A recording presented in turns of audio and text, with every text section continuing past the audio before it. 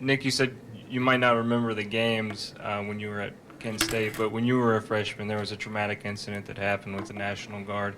How did that affect you, throughout your life, and especially in coaching, how you deal with young people? Well, I think it was probably certainly to that point in my life, one of the most traumatic experiences I think that I'd ever had to deal with. Have students on your campus shot, killed, and actually didn't see it happen, but saw the aftermath right after it happened. And it's made me have a lot of appreciation for a lot of things.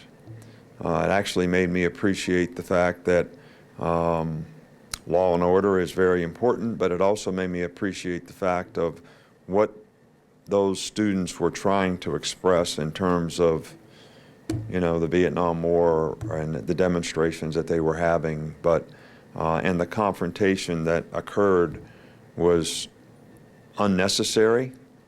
There's a film out of it actually happening, and I don't know if you've ever had the opportunity to watch it, but they had already tear gassed the crowd, broke up it was martial law, so you couldn't have a meeting. So Monday noon they had a meeting or a gathering, and it was kind of over, and the National Guard was actually marching up the hill, and all of a sudden they wheeled around and fired into the crowd.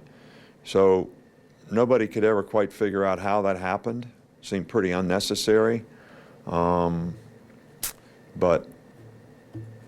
I had class with one of the students that were killed, Allison Krause, and I didn't know her or anything, but that well. But it was a pretty chilling experience, and something that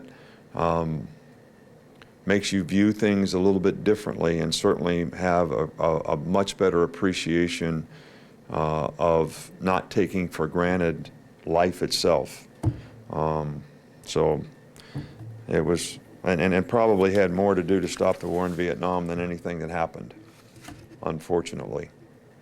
I mean, for the students. All right, thanks.